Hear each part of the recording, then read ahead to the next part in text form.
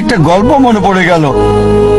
একসময় একজন ফেরেশতা এসে এক লোককে বলল, আমি তোমার উপর খুশি, তুমি যা চাইবে আমি তোমাকে তাই দেব, তবে একটা শর্ত, যা তুমি চাইবে আমি তোমাকে সব দেব, তবে তোমার প্রতিবেশীকে দেব তার দ্বিগুণ। লোকটা বলল, একটা রোলেক্স ঘড়ি আমার চাই। ফেরেশতা তাকে রোলেক্স ঘড়ি দিয়ে দিল।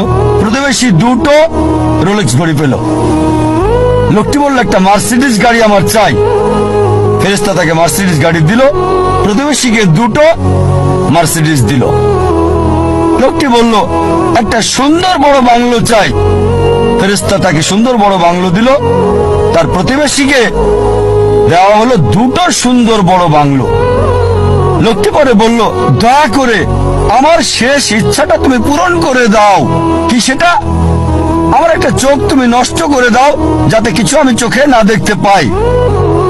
চিন্তা করেন, সে তার নিজের চেয়ে প্রতিবেশীকে নিয়ে বেশি ব্যস্ত। তার জীবন সহজ কিন্তু জটিল সেটা ভাবছে না সে। প্রাচুর্য কি দারিদ্রতা যাই থাকুক, সে বেশি চিন্তিত তার প্রতিবেশীর চেয়ে ভালো জীবন যাপন করা নিয়ে। এ কারণেই সে ফেরেশতাকে বলল, আমার একটা চোখ নষ্ট করে দাও, যাতে প্রতিবেশীর দুটো চোখই নষ্ট হয়ে যায়। এভাবে আমরা প্রতিবেশী কেন্দ্রিক। নিজে সুখী কিনা ভাবছে না, দেখতে পারবে কিনা সেটা ব্যাপার না।